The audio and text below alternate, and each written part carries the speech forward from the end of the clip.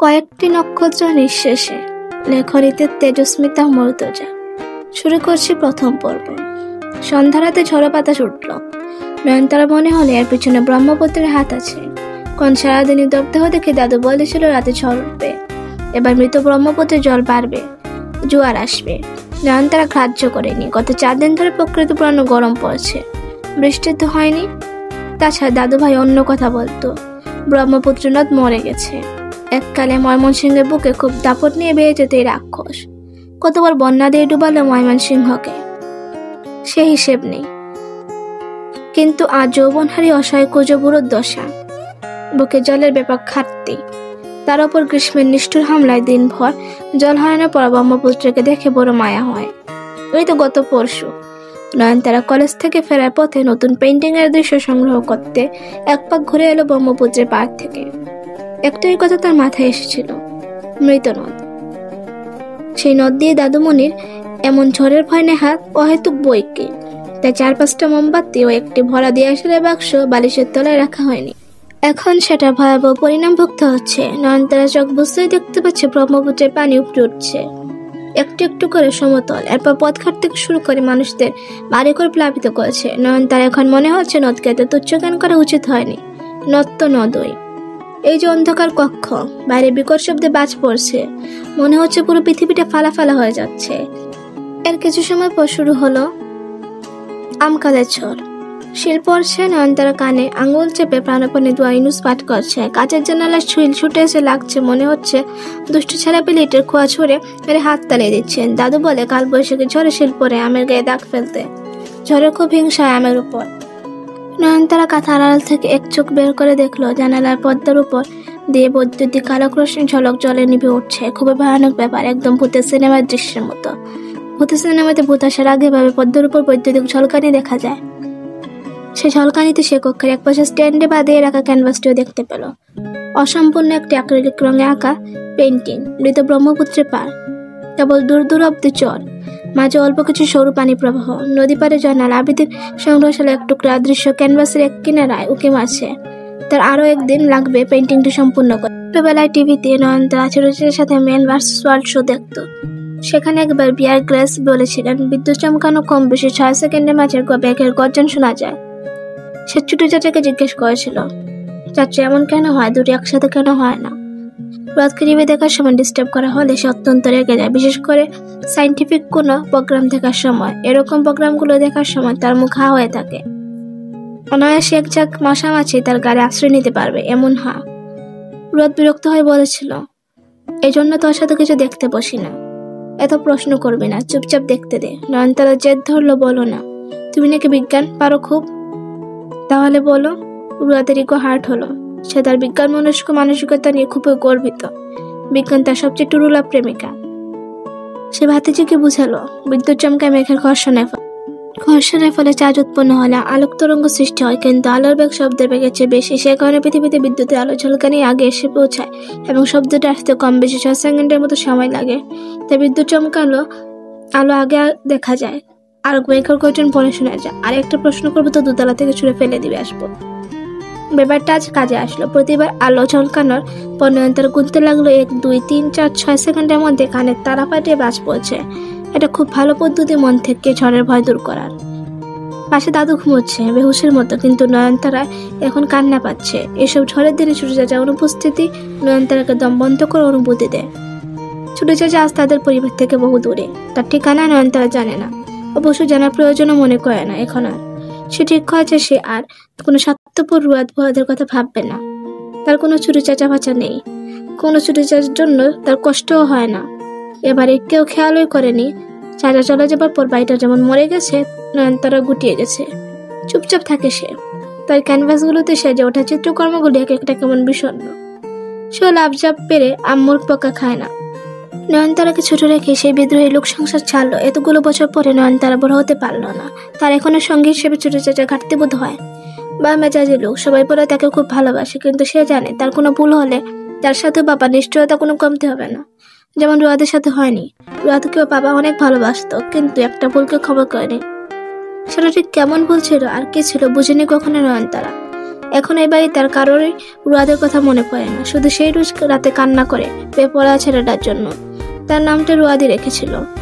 নাম রেখে রুয়াদ ঘোষণা করলো, নয়ন শুধু আমার নয়নতারা, আর কারণও। তোমরা নয়নতারা বলে ডাকবে না নয়নকে, নিজেদের ডাকার জন্য নতুন নাম বেছে নাও। আজ রুয়াদ ছাড়া সবাই ডাকে। নয়নতারার কান্নার বেগ ভালো। রুয়াদ যে এত পাষাণ্ড তা ভাবলেই তার অবাক লাগে। একবার টেলিফোনও করে না। আগে রোজ অপেক্ষা করতো নয়নতারা, এখন অভিমানী সেটা আর করে না, কারণ সে জেনে গেছে তার রুয়াদের কথা সবসময় মনে পড়লেও রুয়াদ তাকে ও এ বাড়ির সকলের মতো কঠোরভাবে ঘৃণা করে। নয়তো কল করে লুকিয়ে নয়নতারা খোঁজ নেওয়া যায়, তা তো নেয় না। ছাদ বাগানে এক কোণে কিছু ফুল গাছ লাগিয়েছে নাফি, কারণ ফুল গাছ চাষের মাধ্যমে মধু সংগ্রহ করা যায়। ফুল গাছে লাগিয়েছে, এখন শুধু অপেক্ষা ফুল গাছ বড় হলেই সে মৌমাছির মতো মধু সংগ্রহ করবে, তারপর গোপনে বাজারে গিয়ে সেগুলো বিক্রি করে রিমোট কন্ট্রোল গাড়ি কিনে আনবে। কিন্তু একই হায়, কোন অসভ্যজনক ফুল গাছগুলো লন্ডভন্ড করে দিয়েছে। নাফির কান্না পাচ্ছে, তুফান বেগের কান্না। কিন্তু এভাবে একা কাদার মানে হয় না, বাড়ির লোকের সামনে গিয়ে কান্নাটা পুরো বেগে ছাড়তে হবে, তাহলে নতুন ফুল গাছ পাওয়ার সম্ভাবনা আছে। ঘর বাড়ি নড়ে চড়লো, এত জোরে সে কাঁদতে কাঁদতে ভেতরে ঢুকলো। এনে দৌড়ে সে এক ধমক মারলো। এই বাবু, কাঁদছো কেন তুমি? মুশকিল হলো তো, বলবে তো কি হয়েছে, কাঁদছো কেন? নাফি কান্না থামালো আরো খানিকক্ষণ পর।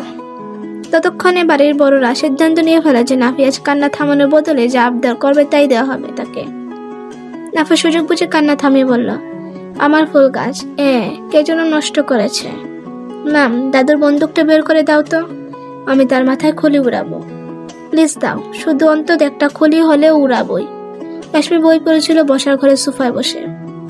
সে বলল, দিয়ে দাও ভাবে, তোমার ছেলে শুধু সেই লোকটা একটা খলি উড়াবে, বাকিগুলো কোনো ক্ষতি করবে না। এনে গম্ভীর মুখে তাকিয়ে বলল, মজা লাগছে খুব তোর? না, মজা লাগছে না, বিরক্ত লাগছে, আমার বই পড়ে ডিস্টার্ব হচ্ছে। এনে জিজ্ঞাসা করলো, এই নাফি কে শিখিয়েছে তোমাকে এসব? মার খাওনি অনেকদিন না? অসভ্যতা মিট লিমিট ক্রস করছো দিন দিন। ফুল গাছ দিয়ে কি হবে? মধু পাওয়া যায়। এনে অবাক হয়ে গেল, মধু পাওয়া যায়? এসব বাড়ি কে ঢুকিয়েছে মাথায়? অদ্র বলেছে, সত্যি পাওয়া যায় মাম। চুপ, পরামর্শ নেবার জন্য আর কাউকে পেলে না, তোমার ওই হাতদারাম চাচা ছাড়া। তার কথাও ধরতে আছে? কি আশ্চর্য, আরেকবার কান্নার সাউন্ড এলে মার খাবে তুমি নাফি। মধু ফ্রিজে আছে, বের করে খাও। কি একটা অবস্থা, মধু নাকি ফুল গাছ থেকে বের করে খেতে হবে। ওই লোকটা কোথায়? আমি মধু খাবো না মাম। আমি খাওয়ার জন্য মধু চাইনি তো কেন চাও? নাফি কথা বলছে না। নফল খেতে খেতে নাফির দিকে তাকাচ্ছে বারবার। তা নাফির রাগ সাংঘাতিক বাড়লো, কারণ বাবার তাকানোটা সুবিধার না। বাবা মিটমিট করে হাসছে। নাফির দুঃখের কোনো কদরই নেই তার কাছে। সে চেঁচিয়ে উঠলো, বাবা হাসবে না একদম। তুমি কি জানো কতটা খারাপ ভাবে আমার ফুল গাছগুলো উপড়ে ফেলা হয়েছে? নফল অবাক হয়, হাসছে নাকি? না তো। আচ্ছা বলো, কতটা খারাপ ভাবে উপড়ে ফেলা হয়েছে? সে মামকে জিজ্ঞেস করলো। মাম বাবাকে মজা করছে আমার সাথে? মাম কথা বললো না। মাম এখন নাফির দিকে কড়া চোখে তাকিয়ে আছে, তাই সে নিজেই বাবাকে ধমক মারলে একটা, চুপ। তুই মনে মনে হাসো, আমি জানি। নফেল শেষমেশ কথা দিল, আমি ফেরার পথে তোমার জন্য ফুল গাছ আনবো। এখন চুপ করো, এসে নাস্তা করবে। নাফেল শান্ত হলো ঠিকই, কিন্তু সে বুকান। এটা বের করা দরকার, কে আসলে তার ফুল গাছের এই হাল করেছে, নয়তো আবারও ফুল গাছ আনার পর যদি একই হাল হয়। সে ছুটল। বন্দের কাকু করতেই পারে কাজটা, কিন্তু তার প্রথম সন্দেহ বাজে অদ্রিস। এই নাফি, কোথায় যাচ্ছ? অদ্রকে ডেকে আনে মাম। একটু অপেক্ষা করো। ও সারা ছাদে বসে বসে সিগারেট খায়। আরো কি করে? ওই করেছে এই বাজে কাজ। তার দাদি তাকে খুঁজ দিল। অদ্র ডাইনিং রুমের কমন বাথরুমে ঢুকেছে। দেখো মরে আছে কিনা ভেতরে। নাফির আবার কান্না পাচ্ছে, কারণ অদ্র একবার ওয়াশরুমে ঢুকলে কমপক্ষে 2-2.5 ঘন্টার নিচে বেরোয়। ততক্ষণে বিচারের মহলটা নষ্ট হয়ে যাবার সম্ভাবনা আছে। এতক্ষণ ধরে ভেতরে কি করে জানা নেই। নাফির ধারণা অদ্র ঘুমায়, কারণ সে সারাত ঘুমায় না, তাই ওয়াশরুম বসে বসে ঘুমায়। নাফি বাথরুমের দরজায় দুমদুম করে কিল বসালো। ভেতর থেকে অদ্রিস গম্ভীর গলায় বলল, আমি তোর ফুল গাছ নষ্ট করেছি মোটু। ওখানে খেলা করে লাভ নেই, যা এখান থেকে, আর যেন ধাক্কার আওয়াজ না আসে। নাফি ধাক্কার বেগ বাড়লো, কিন্তু লাভ নেই। নাফি অদ্রিসকে ভয় পায়। কথাটা শুনলে বেরিয়ে নাফিকে ধরে মাথার উপর তুলে খ্যাক করে কাছাড় মারা অদ্রিসের জন্য খুব বড় ব্যাপার না। অদ্রিস ঘন্টা না বেরোলে বেরোবে না। সবাই এখন বসে আছে সোফাতে, আজ অদ্রিসের বিচার হবে। এই ফাঁকে নাফি দাদুভাইকে ডেকে এনেছে। আর অদ্রিসের একটা কঠিন বিচার হওয়া চাই। সে দাদুর কাছে পরিপাটি করে অভিযোগটা জানিয়ে রাখলো। এখন শুধু অদ্রিস বের হলে বিচার শুরু হবে। কিন্তু সবার ধৈর্যের বাঁধ ভাঙছে। সাতটার প্রধান এক ধমক মারলেন, এছাড়া হাঁকতে কোনো মানুষের এত দেরি লাগে? হাঙ্গিস নাকি ঘুমাস ভেতরে? প্রাঞ্চুয়ালিটি এত খারাপ কেন হবে জন মানুষ? অদৃশ তারও কমপক্ষে 20 মিনিট পর বেরোলো। পরনে শুধু একটা হাফ প্যান্ট, গায়ে কিছু নেই, ঘাড়ের ওপর লম্বা চুল, দাড়ি 1 মুঠের বেশি হয়ে গেছে। চুল ও দাড়ির ঝাড় মিলে একটা বিশাল বন তৈরি হয়েছে মুখ ও ঘাড়ে। এছাড়া বুকের উপর বিশাল বিশাল কালো পোশাক, কারে তোয়ালে ঝুলছে, সেটাও নোংরা। চোখ দুটো রক্তের মতো টকটকে লাল, কুচড়ে রুখে আছে, ঠুট কুটকুটে ভয়ানক দেখতে লাগে, কিন্তু শরীর একদম চাঙ্গা। ভাবসাব দেখলে মনে হয় এক রাজ্যের কাছে এক হাতে করে ফেলবে কান্তিহীন। দুলতে দুলতে এগিয়ে আসলো ডাইনিং টেবিলের দিকে। দেখে বোঝা গেল এখনো গোসলই করেনি। তাহলে এতক্ষণ কি করেছিল ভিতরে? মেজাজ সবার খারাপ হলো। অদৃশ চনমনে একটা ভাবসাব গম্ভীর হয়ে বলল, কি সমস্যা বড় চাচা? সত্তার প্রধান সাহেবের আগে কিছু বলতে পারল না। এনি কড়া গলায় চেঁচিয়ে বলল, আপনি ওকে কিসব শেখান বেয়াদব লোক? আপনার কি কাণ্ড জ্ঞান হবে না? বাইরে তো লোক মেলা। গম্ভীর ভাবে আপনাকে, ভেতরে সব বান্দামির খবর রাখে। ওকে এসব শিখিয়েছেন কেন? অদৃশ কানে আঙ্গুল চালিয়ে বলে, আস্তে কথা বলুন। আমি খারাপ কিছু বলিনি, আপনার ছেলেকে পরিশ্রমী হতে শেখাচ্ছি। শ্রমিকের বড্ড অভাব কিনে এদেশে? সাত্তা সাহেব ধমক দিলেন, থাপ্পড় খেতে চায় সদ্র? না, জিজ্ঞেস করলে কেউ কখনো স্বীকার করবে না সে থাপ্পড় খেতে চায়। আমিও করবো না। সাত্তা সাহেব দাঁত কিরমির করে বললেন, শুন, তোকে আমি 1 মাস সময় দিলাম। এর মধ্যে তুই সভ্য মানুষ হবে, আর তা না হতে পারলে তোর পাছে লাথি মেরে তোকে এই বাড়ি ছাড়া করা হবে। আজ থেকে গুনবি 1 মাস সময়। সাত্তা সাহেব রাগে কাঁপতে লাগলেন। অদৃশ কোনো জবাব না দিয়ে হেলে দুলে হেঁটে গিয়ে টেবিলে বসলো। সাত্তা সাহেব উঠে গেলে বন্ধের নেমে এলো। অদৃশ সোজা গিয়ে টেবিলে বসে রেশমিকে বলল, বেহেনজি খানা খিলাইয়ে, হাম গাড়ি ভুক সে মার যা রাহা হ্যায়। অদৃশ এখন প্রচন্ড উৎফুল্ল ভাবে আছেন। কতক্ষণ থাকবে বলা যাচ্ছে না, কিন্তু যতক্ষণ থাকবে ততক্ষণ অতিরিক্ত ফুর্তিতে থাকবে। অকারণে হাসতেও দেখা যেতে পারে। তুলনামূলক বেশি কথা বলবেন, চরম এক আত্মহংকারী ভঙ্গি দেখা যাবে। রেশমি মুখ কুচে বলল, পাকিস্তানি আওলাদ, তোমার ফাঁসি হবে রাজাকার বলে। এই তুমি ওয়াশরুমে থেকে বের হলে উঁচু করেছ? খাটাস। নাভি বন্দুক খুঁজতে গেছে। আজ অদৃশের মাথায় একটা খুলি সে উড়াইয়ে ছাড়বে। সে অবশ্য জানে না খুলি কি আর কয়টা থাকে মানুষের। অদৃশ রুটি ছিঁড়ে পানিতে ভিজিয়ে নরম করে চিবোতে চিবোতে এনিকে বলল, সেদিন মার্কেটে গিয়ে আপনার ছেলে একটা রিমোট কন্ট্রোল গাড়ি পছন্দ হয়েছে। আপনি কিনে না দিয়ে টানতে টানতে বাড়ি এনেছেন। সে তো রুজই হয়, কিনতে কিনতে একটা দোকান দিয়ে ফেলেছি খেলনার। উচকিনিকে ফ্যাক্টরি বানাতে বলছেন? না, তা বলছি না, কিন্তু ও আমার কানের করে ফন ফন করছিল, তাই আমি ওকে একটা চমৎকার বুদ্ধি দিয়েছি। নাফি, তুই ফুল গাছ চাষ কর, ওখান থেকে মধু পাবে, সেটা বিক্রি করে গাড়ি কিনতে পারবি। খারাপ না বুদ্ধিটা? এনে হতবাক হয়ে অদৃশকে দেখলো। লোকটা তার দেখে সর্বাধিক অদ্ভুত মানুষগুলোর একজন, তাই বলে কেমন উদ্ভুত বুদ্ধি কোনো বাচ্চাকে দিতে পারে? এনি চট করে একটি চামচ ছুঁড়ে মারলো অদৃশের দিকে। অদৃশ দক্ষ হাতে চামচটা ধরে ফেলে বললেন, আমাদের বুদ্ধির উপকার আছে, বহুমুখী উপকার। বন্ধের এখন প্রগ্রাসে গিলছে আর হাসছে। এই অবস্থা তাকে সাত্তা সাহেব দেখলে কয়েকদিনের জন্য বাড়ি থেকে বহিষ্কার করবেন, কারণ সে জীবনে দাঁত ব্রাশ করে সকালের খাবার খায় না। দুপুরে গোসলের সময় মনে পড়লে 2-1 ঘষা মারে দাঁত। এনি বলল, আপনার উপকারের একদিন কি আমার একদিন? অদৃশ মাথা নাড়লেন। উপকারে কোনো দিন থাকে না, চাচা তো ভাবি। যাই হোক, উপকার শুনুন। প্রথমত, পরিশ্রম ও নিজের উপর ভরসা করতে শিখবে। দ্বিতীয়ত, আমাদের দেশে গাছ কাটা হয় প্রচুর, তাই নাফির মতো বাচ্চা বৃক্ষরোপণ করে একটা মহান কাজে অংশ নিতে পারে। আর তৃতীয়ত এবং সবচেয়ে গুরুত্বপূর্ণ, ওই গাছে জীবনে মধু হবে না, ওর গাড়ি কিনাও হবে না, কিন্তু আশা বুক বেঁধে চুপ থাকবে। এনি কপালে হাত চেপে বসে রইল। রেশমি ও সাত্তা সাহেব অনেক আগেই উঠে চলে গেছে। নাফির দাদি নাসিম আরা বেগম পুরা বেগুনের মতো নরম গরম হয়ে বসে আছে। তিনি অদৃশকে 2 চোখে সহ্য করতে পারেন না। ওরকম বদ মানুষের সহ্য করার মানে হয় না। কামকাজ নেই, কোনো নিয়ম নীতি নেই। ওনার 55 বছরের জীবনে দেখা সবচেয়ে বিকট চরিত্রের একটা মানুষ অদৃশ। তার চেয়ে বড় কথা, এত বড় দামড়া ছেলে একটা বিয়ে করতে চান। এখন একটাই উপায়, ওকে কবিরের কাছে নিয়ে গাছ ও পানি পড়া খাওয়ানো। তিনি তাকে আছেন। কোনো একদিন টুকুস করে ধরে নিয়ে গিয়ে অদৃশের তকদির করিয়ে আনবেন, যাতে পরদিন সকালে সুর করে এসে পায়ে পড়ে, বড় মা প্লিজ একটা বিয়ে করিয়ে দাও। আমার আর কুমা থাকা সম্ভব হচ্ছে না, কিন্তু নাসিম আরা বেগম এতেও সন্দেহ আছে কবিরাজের তদবির আদতে অদৃশের উপর কাজ করবে কিনা। নাফির দাদুর বন্দুক না পেয়ে মোটে একটা পাইবে না সে অদৃশের মাথা ফাটানোর জন্য। অদৃশ দৌড়ে আবার বাথরুমে ঢুকতে ঢুকতে বললেন, সর্বটা আমি কিছু করিনি। কাল রাতে জব্বর একটা ঝড় হয়েছে, তোর গাছের সাথে যা সুবিচার ঝড় করেছে। এখন তুই ঝড়কে একটা ধন্যবাদ জানিয়ে হা করে আব্বা ডাক। নাফি অদৃশ্যের কথায় বিশ্বাস করার মতো বোকা না। সে বাথরুমের দরজার সামনে পাইপ নিয়ে দাঁড়িয়ে রইল। অদৃশ গোসল করে বেরোনোর সাথে সাথে তার মাথা ফাটানোর কনফার্ম আজ। হক ম্যানশনে এখন সদস্য সংখ্যা 4। বাবা, মা, দাদি এবং নয়নতারা, এদের পারিবারিক সদস্য আত্মীয়দের বয়সের হিসেবটা একটু গোলমেলে। এই যেমন নয়নতারা বাবা ওয়াসিম হক সাহেবের চেয়ে রুয়াদের মনে করে 17 বছরের ছোট, যেখানে ওয়াসিম সাহেবের মেয়ের বয়স 17। এটা কোনোভাবে মানা গেলেও বাকি সম্পূর্ণগুলো আরো গোলমেলে।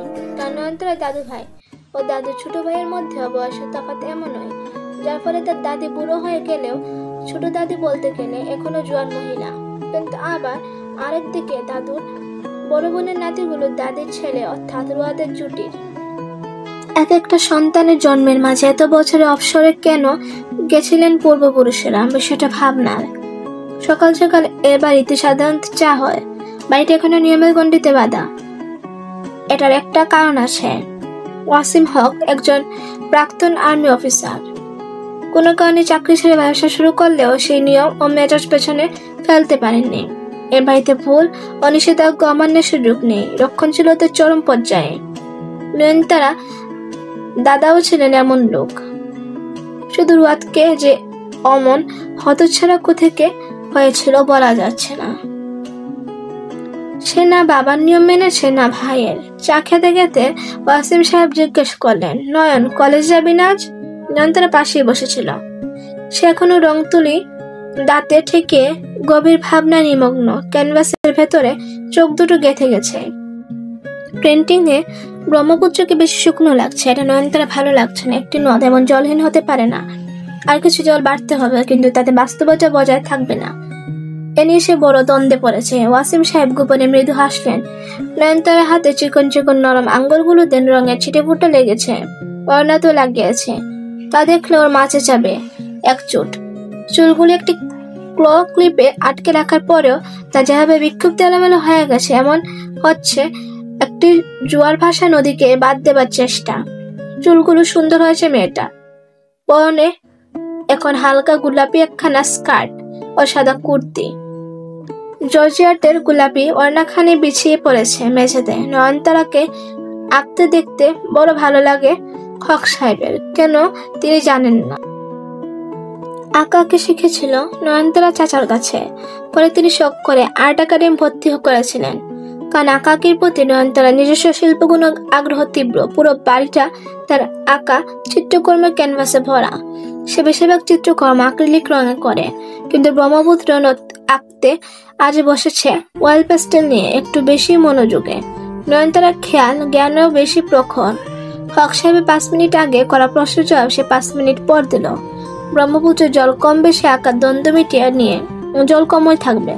কেননা রুয়াদ বলতে একজন শিল্পী যখন চিত্রকর্ম করবে তাতে যথাসম্ভব বাস্তবতা ছোঁয়া রাখাটাই কর্তব্য। কেননা এটাই চিত্রশিল্পের মাধুর্য। তারা বাস্তবতাকে আর রঙের আস্তে তুলে আনবে।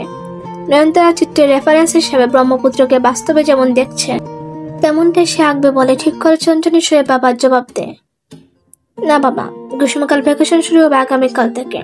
আজ যাব না, আমার পেন্টিংটা শেষ করতে হবে আজ। হক সাহেব বললেন, নতুন হোম টিউটর ম্যাম ভালো তো? ভালোই তো। কেন বলছো? কেন আবার? হাসলেন ওয়াসিম সাহেব। ভালো না হলে ছাড়িয়ে দিতে হবে। নয়নতারা দাদু রুবিনা বেগম পান চিপুতে চিপুতে গুমরা মুখে পাকা চোখে দেখলেন একবার ছেলেকে। মনে মনে বললেন, তোরে বাড়ি থেকে সারাইয়ে দেওয়া দরকার। ব্যাক কর, সময় আছে, ভালো হ, নয়তো কপালে তো শনি আছে। ওয়াসিস সাহেব কেবল নয়নতারার সাথে টুকটাক হাসেন, কথা বলেন। বাকিরা ভয়ে কাঁপে। অবশ্য নয়নতারার সাথে হাসার একটা গুরুত্বপূর্ণ কারণ আছে। সে বাড়ির সবচেয়ে ছোট সদস্য। এখন পর্যন্ত উল্লেখযোগ্য কোনো ভুল নেই তার, তাই কোনো ক্ষোভ নেই তার উপর। হক সাহেব আবার ডাকলো, নয়ন।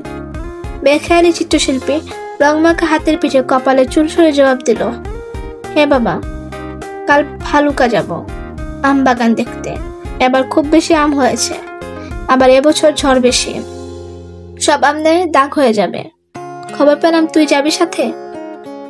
গ্রীষ্মের ছুটিতে ঘুরে এলি একটু, মন ভালো হবে। প্রস্তাবটা ভালো, কিন্তু নয়নতারা চমকে উঠল। সে দরকার পড়লে দুটো কালো রঙের ভাল্লুকের সাথে 1 ঘন্টা খাঁচায় বন্দি থাকতে পারে, কিন্তু বাবার সাথে কোথাও নয়। সে খুব বিশ্বাসযোগ্য ভঙ্গিতে বলল, আমার তো প্রাইভেট কোচিং মিস যাবে বাবা, পড়ালেখার খুবই চাপ। ওয়াসিম সাহেব চায়ের কাপ নামিয়ে বললেন, তাহলে কোনো দরকার নেই, মনোযোগ দিয়ে পড়ো, পরে টরে যাওয়া যাবে। একটা ফকির এসেছে দরজায়, সে একটা গীত গাইছে। কত টাকা পয়সা অকারণে চলে যায়, অসহায়ের দান করিলে আখিরাতে পাওয়া যায়। শুনতে খুব সুমধুর। কিন্তু রান্নাঘর থেকে কাজের মহিলাটা মুখ ছামটি মেরে বলল, যান যান, অন্য কোনো হানে দেহেন, হাপে আইস এই বাইতে কিছু দিয়াম না। ওয়াসিম সাহেবের মুখটা এক মুহূর্তে লাল টকটক হয়ে গেল। নয়নতারা রং তুলি দাঁতে ধরে কাজের মহিলা আত্মার মাগফিরাতের কামনার সাথে সাথে 4 বার দোয়া ইউনুস ও 2 বার সূরা ফালাক পড়ে নিল। ওয়াসিম সাহেব বজ্রকণ্ঠে এক ধমক মারলেন, বাড়ি থেকে কিছু দেবে না? সেটা তুমি বলবে? হ্যাঁ। মহিলা কেঁদে ফেললো না, শুধু কোন রকম বলল, না ছাড়।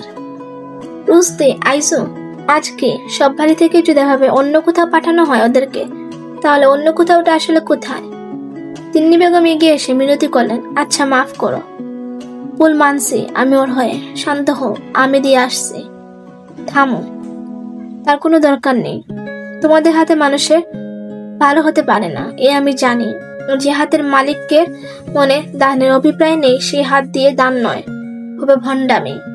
তিনি কোর্টেও পরে চাল ও কিছু টাকা নিয়ে গিয়ে ভিক্ষুককে দিয়ে বললেন, এ বাড়ি থেকে যদি আবার কখনো খালি ফিরে যেতে হয় তো পরের বার শুধু আসবেন, কথাটা আমাকে জানাতে। কাজের মহিলাটাকে কাছ থেকে ছাড়িয়ে দেওয়ার কথা এখন, তবে হুদা সাহেব দিলেন না, কারণ হরিণ শিকারের অপরাধে বাঘকে হত্যা করা যায় না। ওয়াসিম সাহেব মেজাজ সামলাতে দ্রুত দোতলায় উঠে গেলেন। সকালে শ্বাস ছাড়লো। যতক্ষণ তিনি বাড়িতে থাকেন সকলে বুবা ও মহান প্রাণী এ বাড়িতে, এমনকি গোটা পাড়া শুদ্ধ আর রাস্তায় লোকেও তাকে দেখলে শতভাগ শুদ্ধ মানব হয়ে যায়। এটারও কারণ আছে, রাস্তাঘাটে উনার প্রতিপত্তি আরো উল্লেখযোগ্য। যারা চিনে তারা জানে, একবার এক রিস্কাওয়ালাকে এক চোরে বেহুশ করে ফেলার রেকর্ড আছে। অটোওয়ালার অপরাধ হলো গন্তব্যে না পৌঁছাতেই বারবার জিজ্ঞেস করা, স্যার এখানে আর কত দূর? আমার তো ঠকা হইব, আপনার তো এত দূরের কথা কন নাই, ভাড়াটা তো কম চাইয়া লাইছি, এ ভাড়ায় তো এত দূর যাইবাম না। বুকা পাইয়ে মানুষ ঠকান। ওয়াসিম সাহেব আস্তে করে নেমে গিয়ে ভাড়া মিটালেন। আর তখন রিক্সাওয়ালা বলল, আচ্ছা আপনি যাইবেন আর কত দূর? ওঠেন, নিয়ে নামাইয়া দিয়াহি, 10 টাকা বাড়াইয়া দিয়েন। ওয়াসিম সাহেবের এক চরখে রিক্সাওয়ালা থপাস করে পড়ে তো গিয়েছিলেন, কিন্তু তারপর লোকটা কি হয়েছে তা দেখার সুযোগ পাওয়া যায়নি। নয়নতারাকে টানতে টানতে নিয়ে চলে হেঁটে এগিয়ে এসেছিলেন হক সাহেব। রিক্সাওয়ালা গন্তব্যে পৌঁছে দিয়ে 100 টাকা চাইলেও হক সাহেব আপত্তি করতেন না, কিন্তু নামার পর আবার উঠতে বলা বড় অপরাধ। আজ গত রাতের মতো ঝড় বৃষ্টি নেই, বাবা গ্রামে বাড়ি গেছে, তাই কেউ আজ নয়নতারাকে 10টার সময় ভাত খেয়ে ধমকে ঘুমাতে পাঠাবে না, রাতে কয়েকবার দেখতে আসবে না, এবং এসে অনেকক্ষণ শিউরে বসে থেকে যাওয়ার সময় মাথায় কয়েকবার হাত বোলাবে না। আজ নয়নতারা আর ক্যানভাসে বসলো না, উদাস চিত্তে অনেকক্ষণ বারান্দায় বসে রইল।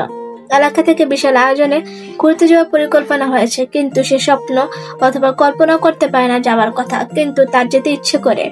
আগে হতো না, এরকম অবাধ্যের ইচ্ছারা আজকাল জাগে। কিসব ভয়াবহ অবাধ্য ইচ্ছেরা যে জ্বালায় আজকাল তাকে। ছোট থেকে বাবা এত কড়া শাসনে মানুষ করেছে, তবু কেন এমন সব নিষেধাজ্ঞার প্রতি অদম্য ঝোঁক এসেছে তা বোঝা যাচ্ছে না। বয়সের দোষ বোধ হয়।